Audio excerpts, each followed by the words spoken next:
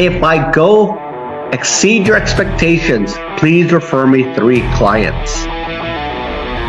I invest my marketing dollars into the relationship.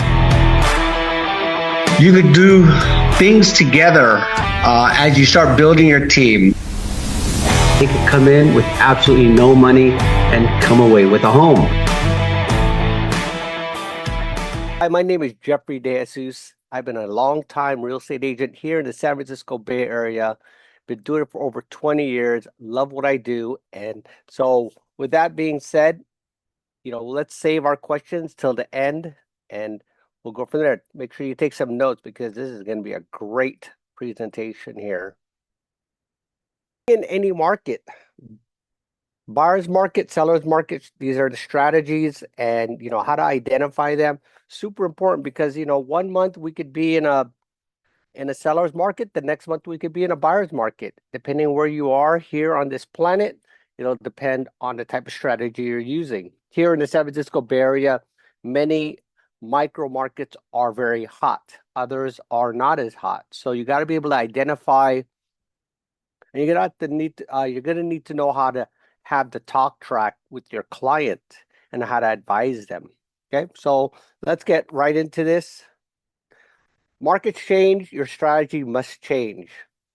The mistake many agents make, they use the same strategy in every market. This is so true. Okay, so to be an expert, you got to know what the market is. But the market determines, here it is, who has leverage, how you price, how you market, how you communicate, how you negotiate, and how quickly clients need to act. So the lead agent, they always ask themselves, where is the leverage? Where is the leverage? How do I talk to my client, whether you're representing a buyer or a seller? How do you know which market you're in? Well, here's a few things to watch for. Inventory, days on market, sales to list ratio, price reductions, and pending sales. Okay, your job is not just to collect the data, but you need to be able to understand them. Okay, so this is a really good indicator. This will tell you if it's a buyer's market or seller's market. Seller's market, so let's talk about that. When a seller has a leverage, well, typical characteristics: low inventory, strong buyer demand, multiple offers, faster sales, and less negotiations. Okay, and then how to create this? Well, strategic pricing, know how to price. See what others are doing. Check the on-market count. Check it when it's sold, what they started list price, what it sold for, and just know what the pricing strategy is. A lot of agents that you see regularly on the MLS that have listings, those are the ones that probably know, they know the market the best. Strong first impression, professional marketing, launch strategy, offer management, and protect sellers' terms. Okay. So your goal isn't simply just to sell quickly, it's to create enough demand that buyers compete for your property. And you do that by knowing what the market's all about and what it's doing. So in a buyer's market, well, what you usually see is there's just more inventory, longer days on the market, more price reductions, more seller concessions, fewer competition, fewer competing buyers to attract offers. So that, if you're representing buyers, when you see days on the market, 60 days, 90 days, there might be a pretty good indicator that you could negotiate on that property, right? I mean, this is just, I guess you could say it's common sense, but sometimes, you got to understand the market as well. So that's why you're an expert. So creating leverage, well, so long days on the market, multiple price reductions, vacant homes, motivated seller, expired listings, property struggling to attract offers, right? If you know a property is vacant and the seller has a mortgage, they're paying monthly, they might be a little bit more motivated, right? A lot of price reductions, another good signal that maybe they're really motivated, right? I mean, when I'm representing buyers, I will write some ridiculous offers sometimes, especially when I want them to get an absolutely bargain price. It's all about negotiating. You have more choices and more negotiating power. Let's use the market to your advantage. Your message must change, okay? So that's why it's really important. So if it's a seller's market, create the urgency. This is a competitive environment. We need to position your home to capture buyer attention immediately. And then for a buyer's market, you don't have to rush. We can compare options, analyze value, and negotiate from a position of leverage. So whichever you're representing, the buyer or the seller, is how you want to have the right communication, right message. So yeah. So don't just give your clients data. So the average agent just says inventory is up. Well, a market expert would say inventory is up, which means your buyers have more choices and sellers have less negotiating power. Okay. The average agent would say rates changed. A market expert would say the market environment may affect purchasing power. So let's look at what the payment means for your specific budget.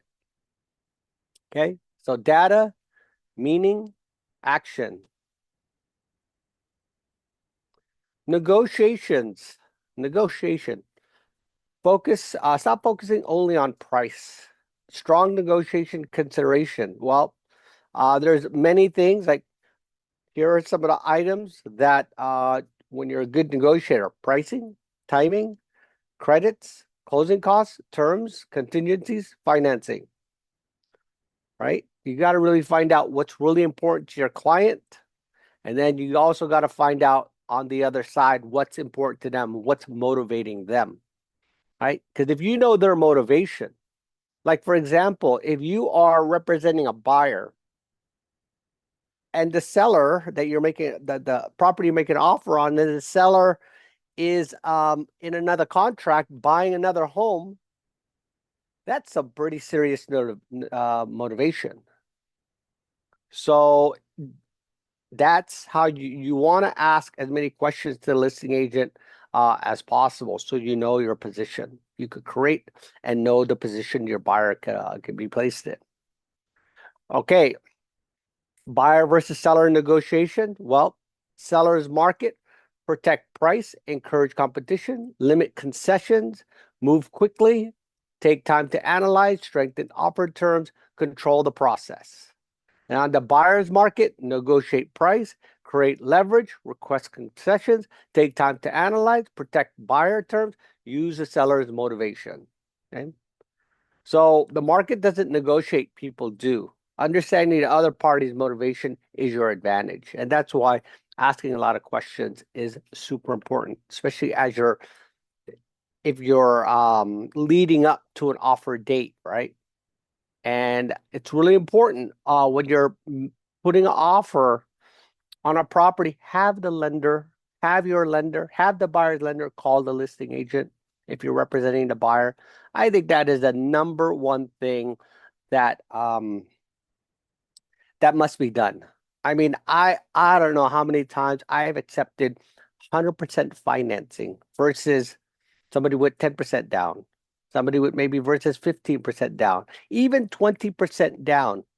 If the lender calls me, because I mainly deal with listings, I'm a listing specialist. And when the loan officer calls me, that's a big deal to me because then I could ask the necessary questions about the borrower. How is their credit?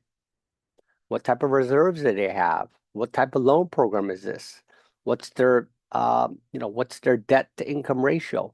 Because if I have the information, and even if it is 100% financing, for example, or a lower down payment, if the buyer profile is just strong, then I don't have a problem accepting a lower down payment.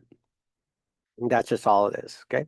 And versus you get an offer, it's great, but the agent is nowhere to be found. I mean, I have questions to represent my seller correctly. I have questions to that buyer's agent. I mean, did they put out multiple offers out at the same time? because agents do that, right? Anyways, let's move on here. Become the local market expert. Okay. Every week, you need to know what came on the market, what went pending, what sold, what expired. Is there any price reductions?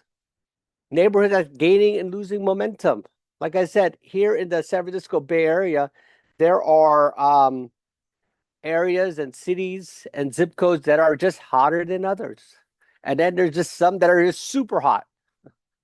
I mean, I have a client that's getting outbidded out in the 10 million, 12 million range. I mean, I don't usually have clients at that price, but I do have one and they just keep getting outbidded. And so there's just some neighbors that are super hot. And then, of course, those conversations that you have, you know, uh, those are the conversations you must have. Like, I know something interesting happening in your area. I mean, these are great conversation starters when you're calling clients that you haven't spoke to for a while, right? Rather than just say, "Hey, I'm just checking in. It's been a few years." It's good just to say, "Hey, I noticed something happening in your area or in your neighborhood." All right. The market proof agent in a seller's market, find sellers, help them maximize leverage, and then find buyers that help and maximize their opportunity, right? In any market, work your database, study your market, communicate consistently, become the advisor. Your business should depend on the market being good. Your business should depend on your ability to adapt. Okay. And of course, you as a real estate agent, especially my colleagues that's been in the business for over 20 years, because I have a lot of them. The market is changing right now in front of our eyes. Don't blink because the market's changing. Okay. I mean, it is going fast and it is changing. So please pay attention to what's going on in the market. All right, here's the winning formula for today. You want to analyze, know what's happening, adapt, change your strategy, communicate, explain what it means, negotiate, use the available leverage, and execute. Help your clients make the decision. Okay, you're the professional. You got a license for a reason. And if you're a real estate agent, you might as well make millions, right? Why just be an average agent selling one here, one there? I mean, might as well just sell a bunch of them. You don't have to worry about it. Well, in closing, great agents don't wait for the perfect market. They learn how to win in the market they're in. So, of course, you guys, I know a lot of you agents, and I encourage all the agents, get into investing. Okay. You got to, because I see too many agents not investing and learning the investment part of the business. And at the end, you're just helping your clients become rich, successful, wealthy, whatever you want to call it. But at the end, you need to take care of yourself. So, well, anyways, thank you so much for your time today. I'll see you next Monday.